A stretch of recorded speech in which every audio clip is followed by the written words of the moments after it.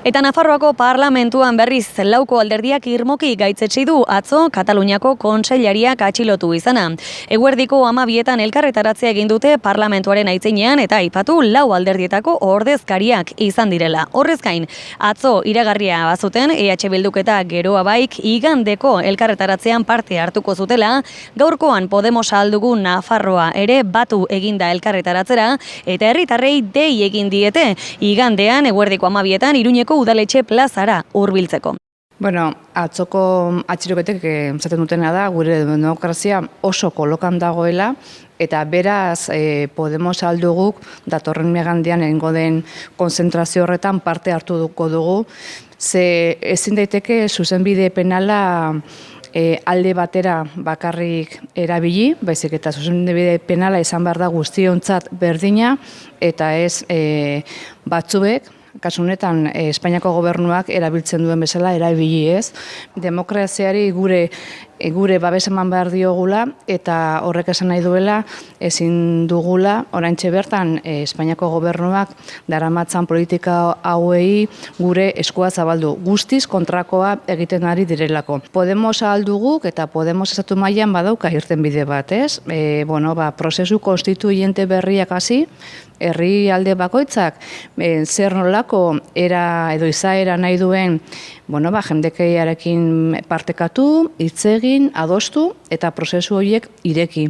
Beren aldetik, UPNeko Javier Esparzak txalotu egin ditu atzoko atxiloketak. Bueno, pues que la ley es igual para todos y que más allá de que uno sea político o no, si se salta las leyes, obviamente tiene que haber consecuencias.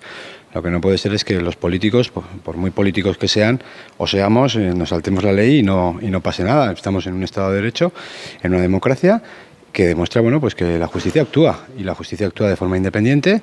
La justicia además no mira a quién favorece o a quién perjudica y nos sorprende y lamentamos profundamente pues que aquí en Navarra y en este Parlamento haya partidos que cuando las decisiones judiciales les van bien, pues entonces las aplauden y cuando no les van bien, pues entonces las critican. No, yo creo que hay que respetarlas, nos gusten más, nos gusten menos y a partir de aquí, pues obviamente pues hay un camino todavía judicial que recorrer y veremos dónde termina.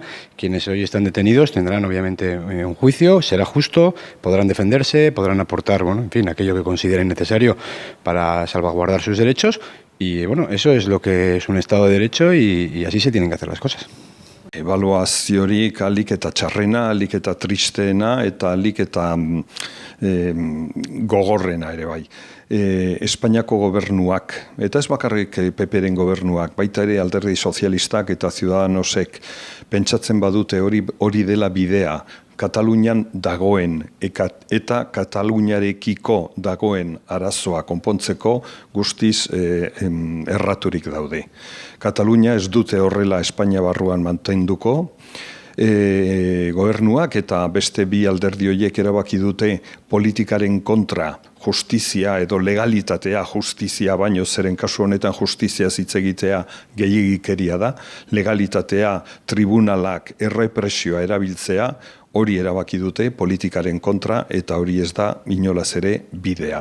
Politikan bidea, dialogoa, negoziazioa eta ituna dira. Momentu honetan argi eta garbi egin behar duguna da gure haserrea erakutsi, gure desadostasuna erakutsi eta gauzak joan ala hartuko ditugu erabakiak. Oso larritzat jotzen dugu, batzo Kataluniako erabazilegi den gobernuaren gehiengoa kartzelaratu izana. Espainiar estatuak beste behin erakusten digu errepresioaren bideari jarraitzeko erabaki hartua daukala eta benetan demokraziaren kontrako, eskubide zibil eta politikoen kontrako beste urrats larri bada. Zilegi den, demokratikoa den gobernu oso bat kartzelaratzeko asmoa argi utzi dute eta horren aurrean eta Euskal Herritik erantzun irmo bat emateko behar ikusten dugu, inolako zalantzari gabe.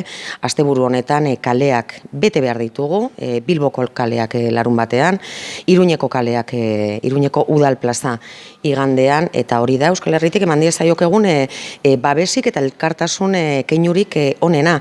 Hamaika ikusteko jaioa gara, eta Euskal Herrian ere esan dezakegu denetarik ikusi dugula, 40.000 pertsona inhabilitatu egin zituzten politikan aritzeko, 13 marka ilegalizatuta daude, hainbat komunikabide itxita, ilegalizazioak non nahi, eta 100 pertsona komisaldegietan torturatuak eta kartzelaratuak. Beraz, dena ikusi dugu Euskal Herrian eta Katalunian ere ematen du prest egon behar dugula dena ikusteko, tamalez. Demokrazia, eskubide zibil eta politikoen urraketaren aurrean demokrazia defendatu behar da. Eta beraz, iruditzen zait, Nafari jendarteak hori oso garbi erakutsiko duela igandean berriro ere. Esto ratifica, ¿no?, nuestra posición desde el inicio de este conflicto en Cataluña, y que la solución ha de ser política. Es la vía política la única que puede dar solución a esta situación, de manera que el pueblo catalán pueda decidir sobre su futuro. Y desde luego nuestra propuesta republicana de República Federal, que entendemos que es la solución para que los pueblos puedan ejercer el derecho a autodeterminación, pero la solución también para blindar derechos y libertades ciudadanas.